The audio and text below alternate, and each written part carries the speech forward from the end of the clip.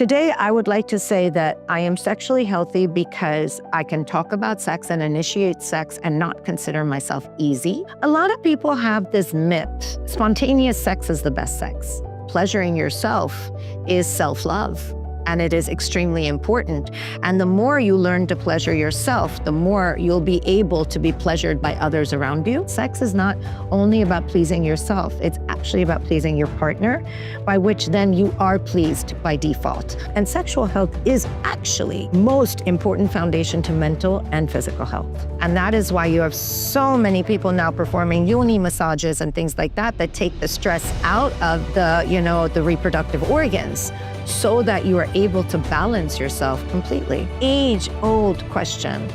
I only attract assholes. Why do I only attract assholes? And I'm like, no, you attract everybody. You only choose assholes. Hello, everyone. This is Unmasked by Skin Yoga, and I'm Jagrati. Today, I have a very, very special guest. She is Shalini Chugani. She is a bold voice in mental and sexual wellness. She's a marriage and family therapist. She's a certified sex coach and a CBT expert. Through her platform, she's helping thousands to break free from shame and live a life which is full of self-love and peace. Hi, Shalini. Thank you so much for coming on my podcast. Thank you so much for having me. And what a wonderful introduction. You know, not many people actually get all of the so-called things that I do and, in one sentence and are managed to do that. And so thank you very much for doing that. Yes, it's lovely to be here, and I'm looking forward to having this conversation. Great. So to begin with, tell me, what do you do and why do you do what you do? Okay, so I am basically someone that has strongly believed in the emotional quotient. I know that everybody is into the IQ, and I've always been into the EQ, whether I was a brand consultant, a political consultant, a law professor, so many things that I've done. But I feel that the emotional quotient was a driving force in everything that I do. And the reason I'm answering your second question before I answer your first is because why do I do it? I do it because of the EQ, because I want to bring the whole aspect of letting people know that emotions are a blessing. And, fear protects us, feelings connect us. And we run away from both of them so much. We avoid fear and we just avoid feeling as well. And when I started noticing that this was happening, especially in the South Asian community, I started realizing that no, this has to change. And I wanted to be that person to change it. So today I call myself a skilled emotionologist. That's Lovely. who I am. I am somebody who has developed a skill set, nature versus nature, and nature versus nurture, and nurture versus nurture. I say it in this way because there have been conflicting aspects throughout all of this in culture and conditioning. I utilized all of this and I decided that I am going to find a way to become that therapist who uses core beliefs, who uses thoughts, who uses feelings and emotions to help you become a balanced version of who you are by not learning, but rather by unlearning. Unlearning patterns that we have been culturally conditioned to believe. And you said I'm a voice for many and I unshame many. And, I feel I do, but it's not me doing it. It's just me helping them to do it. I always say, I'm not here to be your therapist. I'm here to make you into your own therapist. Interesting. And, just before we started rolling, you mentioned something.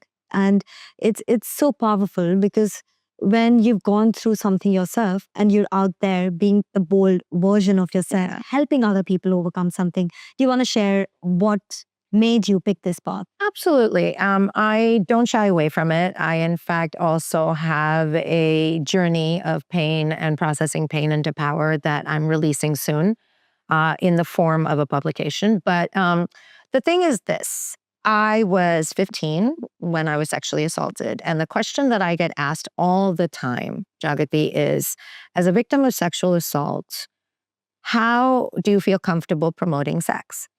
And I will say, at that tender age of 15, I did not share this with my parents. I had enough of the emotional quotient to know that if I told my father, he would definitely retaliate with the individual and might commit a crime that I would not want him to commit, because then I'd be at the loss of a dad for the rest of my life. We lived in America at the time. Laws were very stringent. And I could not connect enough with my mom to let her know. And therefore, I decided to process it myself. And through the processing power, I came to realize that it was not the act that violated me, it was the man. So I felt there was no need for me to eradicate the act from my life. Why should I lose out on pleasure because some man abused his power? So I recognized that, and that led me into a life where I will say I am a very sexual human being.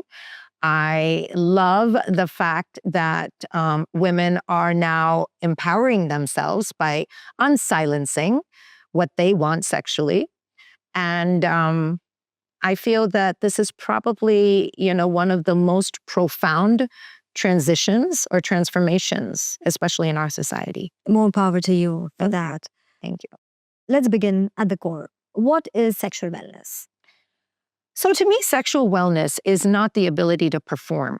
Sexual wellness is the ability to feel healthy, healthy in your sexuality, healthy in performing sexually, in feeling sexually, and not using any form of avoidance or any form of, I would say, succumbing to the traditional views or the traditional values of what being sexual is.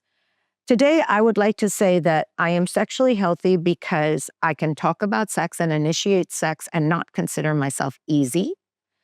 I like the fact that I am able to also be out there as a sex coach and tell you that pleasuring yourself is self-love, and it is extremely important. And the more you learn to pleasure yourself, the more you'll be able to be pleasured by others around you. And to tell you that if you come up to me or if you go up to anybody and say, hey, can you help me be able to perform better sexually? That to me shows a certain amount of comfort, and it shows a certain amount of, I would say, dominance in terms of not domination, but dominance in terms of knowing that you have a certain power. And that power is the ability to be sexual without self-judgment and without worrying about what other people around you feel. That to me is sexual health. And sexual health is actually the most important foundation to mental and physical health. And that is why you have so many people now performing yoni massages and things like that that take the stress out of the reproductive organs so that you are able to balance yourself completely. So, yeah, I think that's what sexual health is. And how closely, you've answered this, but again, how closely linked are sexual satisfaction and emotional well-being in a relationship? So they're completely linked. I'll tell you something very interesting. When a man is sexually rejected, he actually feels emotionally invalidated. He feels emasculated. He feels this mental repercussion. When women are sexually rejected, they feel the physical side of it, that my body does not look good. I didn't do this properly. Oh my God, he doesn't think I'm attractive anymore. So there's a physical invalidation versus an emotional invalidation. Interesting. But both of these, whether it's physical or mental, they both end up being the link between what I feel and what I think. And so sexual well-being, knowing that you are not being rejected sexually, knowing that you are indulging in a sexual experience that makes you feel good, actually starts to alter your cognition to a great degree, alters your emotions to a degree. But more than that, being sexual gives you higher dopamine levels, endorphin levels, the love hormone, which is oxytocin. And the more you feel those chemicals and those hormones, the better you just automatically are going to feel. And I would say, more than anything, I always say, believe in love because of the way I love. But I do also say if you don't love yourself, it's hard for others to love you. So if you feel sexy, you emotionally will feel better about who you are as well. Is it possible for a man or a woman to live without sex happily? Absolutely. Asexuality is not uncommon. It is related to a lot of different, I would say, situations, episodes, hormones. There are multiple factors that come into play when it comes to an individual who decides to be asexual through their life. You asked me if they could live happily. I prefer not to use the word happy and use the word healthy. Okay. Because I feel that when we use the word happy, today happiness is overrated. I have to treat extra happiness the way I treat depression. So when somebody comes up to me and they're like, good vibes only and positive vibes only, I'm like, no, sit down. We need to chat. Okay. Because life is a balance of all vibes. It is okay to live a life without sex or a desire for sex, as long as it's not trauma induced. Okay. As long as it's not avoidance induced. If it is a biological reflex, or if it is a character personality trait, that's fine as long as it's not induced by anything that is trauma or post-traumatic stress. And as long as it comes from a place of, well, I just don't desire it. Yeah. That's okay. Yeah. But don't you think because it's natural for human beings to want sex. So is it also natural not to desire sex? Or do you think there is some chemical in the body that's not right if a person doesn't feel?